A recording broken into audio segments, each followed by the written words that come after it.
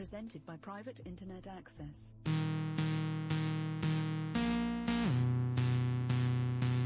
Welcome back to We Are All Satoshi. I'm Rick Falkfinger, and our guest today is Aaron Koenig, founder of Bitfilm. Just came out with a new book, Crypto Coins, Investing in Digital Currency. You've had a previous book about Austrian economics and Bitcoin. Where do you see this going longer term? Is China going to ban Bitcoin for a 20th time? Is Latin America going to see Bitcoin as its savior? Where are we going? Well, I think the CEO of Bitcoin will probably ban China again. Yeah, these Chinese are just too crazy. I think we should ban it. I don't think that governments can really do a lot against Bitcoin. Yeah, some try. I think Bolivia has banned Bitcoin. Has been. And I think also the perception of China. The Western media, they immediately, if there's some signal of the central bank, they immediately come out with this, oh, China bans it. But they don't understand China. I don't understand China either, but having talked to some Chinese Bitcoiners, they know it's not that simple. Yeah, no, it's a lot softer. You have the written law, and then you have what the law really means, and you have some personal talk with and actually what you can see is, China's dominating Bitcoin. Yeah, all the big hardware producers, the big miners, the big exchanges, they're all in China. So they're not crazy. The Chinese are quite smart, and even the people in the government, maybe they're less smart than the other ones, but they're not completely stupid. They wouldn't ban it. Right. It took me a while to understand how China operates in this regard. That I talked to some people running a manufacturing in China, and they explained that everybody is breaking laws to some degree.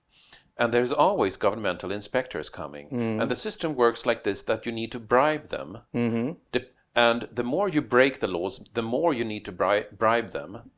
Okay. And this creates a market pressure. Yeah. So you have a very weird version of a free market where your operating costs increase as you break more rules. Okay. Because you need to bribe the inspectors. So that means what we would call a bribe, China doesn't see it like that. It's more like a business, right? So that means the government has to have very strict rules to get more bribes. Is that the business model? The thing is that here in Germany, we would see every rule as absolute. China's system is a lot softer. Well, not really. China's system is a lot softer than most people think, and yet more strict in others. Like if you're violating a social contract, that is seen as that's really severely punished in China, with you will lose contracts, you will lose business, and so on. So I agree with what you're saying. The West does not understand China. They read a headline, they read a communique, and they interpret it as they would themselves. Yeah. One thing what I heard is that this ban of ICOs is just a temporary one. And the second one is, I'm sure the Chinese will find a way around it. I'm very sure about that.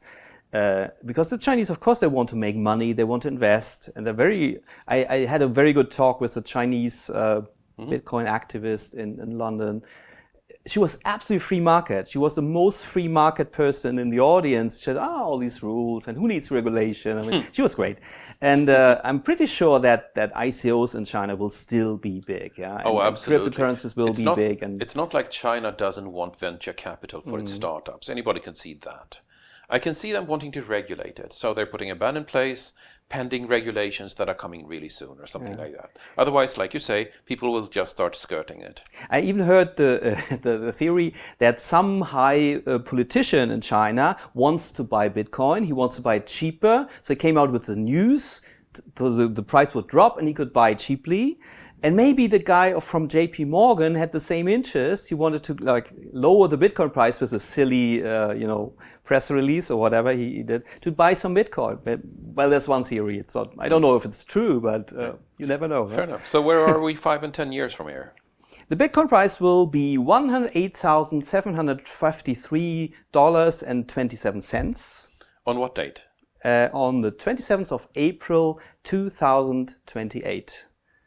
Sue me on that if I'm wrong. The only problem is there will be no euro and there will be no dollar anymore. So all these figures are completely worthless. So that's the interesting part. The interesting question is how much gold, what's the value of Bitcoin in gold? Yeah, it used to be parity in the beginning of the year. Now 1 what's the right? ounce of gold one is Bitcoin per 1,000 troy ounce of gold, which is kind of apples to oranges, but it's the best Yeah. comparison we have. I don't know. But it's I'm working on predicting the future, but fair enough. I'm still in the beginning. But it's a very interesting observation. Like, how can you? This is like measuring Facebook shares in the value of Friendster shares or MySpace shares. That's a good comparison. Yeah, it's true. Like, how many Facebook shares do you get per MySpace share? Like, it doesn't make sense to use that measure anymore.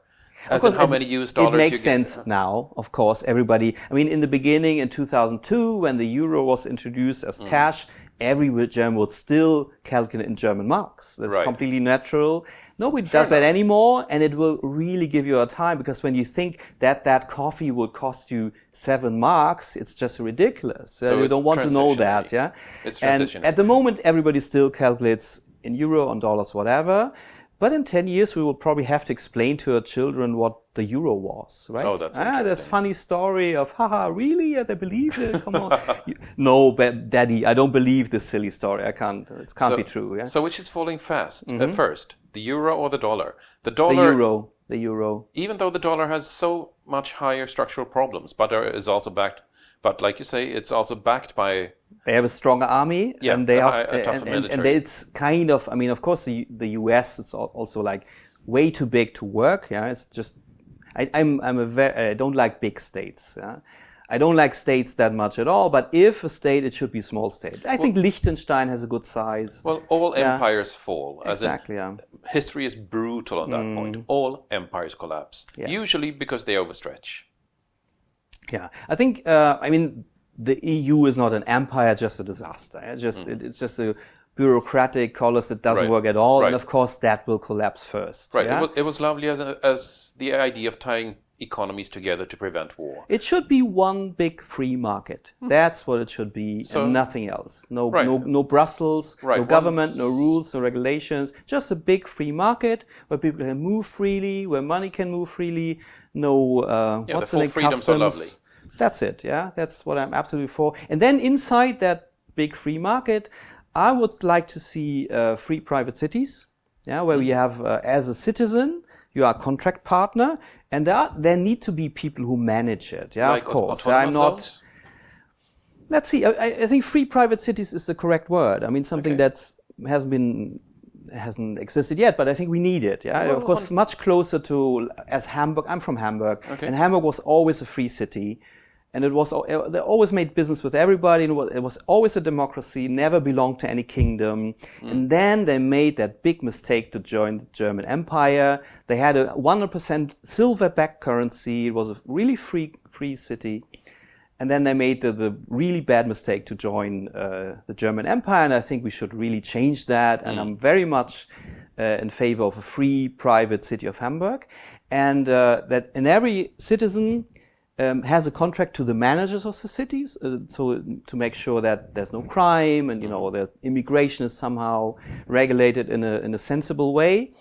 And that the managers have a duty. Yeah, they have to fulfill. There's a contract. I pay for some things, yeah, that maybe some kind of, may call it state or some management, yeah, I would say. But if they break the contracts, of course I can sue them and I can get my money back or whatever. But at the moment it's very silly. You have this contrat social. I've never signed that. And they change the price all the time. They change the contract all the time at will. It shouldn't be like that. Yeah, it should be a private society. Okay. Are you a citizen of Lieberland? I think I've applied for it. Okay. But I think I'll wait for the first... that would be the closest to what you describe. I think I like Wieczorkowski, but I think he really believes in this thing about being a president of a country. And no, I'm very much more... the concept of free private cities? Titus Gebel is one of the advocates of it. Honduras is experimenting with exactly. These kind of... I think they call it free autonomous zones. Yeah, they have the zones, and in the zones then people can do things, and investors can build up new cities, and the first city will be on an island off the coast of Honduras. I mean, we'll see how this works, but I really like that concept, bringing the best recipes of a successful jurisdiction or country, whatever, like Hong Kong, Singapore, but of course not with the restrictions. I mean, Singapore might be economically free, but I wouldn't like to live there. Yeah, so there's definitely, and also Hong Kong still somehow belongs to communist China in a way. So of course it has to be more free. So the future is more competition between currencies, between jurisdictions, and essentially between liberty. And in the end, competition and cooperation. Yeah, it's not that everybody fights everybody else. I think this idea of the Hanseatic League, that the cities of the Hanseatic League, of course, would cooperate. In a certain way, they would compete for whatever goods and so. But then there was also cooperate and have their treaties. I'm absolutely for international cooperation. Well, competition is not about being evil. It is about being efficient. Yeah. Exactly. And some people misunderstand that. You can be efficient in the most cooperative way. That just means you're producing the best and cheapest pencil. We all agree on that. Fair enough. But some people are always saying, the free market is so brutal, and competition is just fighting, and it's not about that. Capitalism is all about cooperation. It's a very altruistic thing actually, because you have to understand your customer. You have to think. You have to put yourself in the shoes of your customer, your business partner. Solve their problem. You can't be egotist if you're in a free market society. You can't be egotist. You have to think for the others, and you have to do something that's beneficial for them. It's a state society where the rulers can just do what they want, and they say it's for the common good. But when you hear that it's for the common good, it's for the German people, whatever, it means it's for them. Yeah, it's just another. I saw a sign here in an East German flea market. It was. I'm saying East German flea market because it was in former East Berlin, and second, it was obviously from former East Berlin. And it captured everything I think is wrong with the current state constructs. It said, translated into English, public property, use of this item is strictly forbidden. Okay, yeah. So, everybody owns it, and therefore nobody is allowed to use it under any circumstance. And I think that's the very opposite of where we want to go. So I think that's a good summary of where we're going. We are seeing trends toward liberty. If we're comparing today to 50 years ago, the state and the governments have had to give up a lot of powers in terms of narrative, in terms of control. And I think I see what you're pointing at with individuals. Not enough. But we're going there. The trends are quite clear. I mean, of course, there are many good parts of the internet, but of course, all these things of surveillance and sneaking in people's privacy. So there's some good developments, but there are also some horrible developments, and we definitely have to do something against it. So I'm very much, for instance, for this whole decentralization movement of the internet, that we do not depend on big companies. I mean, I have nothing against Google and Facebook and all these big companies. The problem is they have to cooperate with the NSA and the CIA. They're coerced. And they can be coerced to do that. So I'm very much in favor of a decentralized internet, where we don't depend on those gatekeepers and those big companies. And nobody owns our data, just ourselves. Right, and money ties right into this. One big wake-up call for a lot of people, I think, was when WikiLeaks had its donations cut overnight because one single senator had placed one single phone call to Visa. Exactly, yeah. And WikiLeaks had its accounts in Iceland, which is supposed to be a different jurisdiction entirely than the United States of America.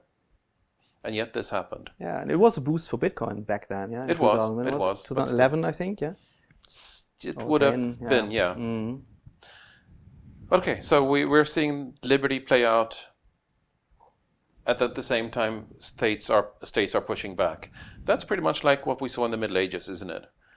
The Enlightenment started gaining ground. Catholic Church pushed back, but in the end, the Enlightenment philosophers could not be held back. Shall we hope for the same to happen again? Yeah, it's a kind of Renaissance 2.0 in a way. Yeah, let's call it a Renaissance 2.0. Yeah, that's a good summary.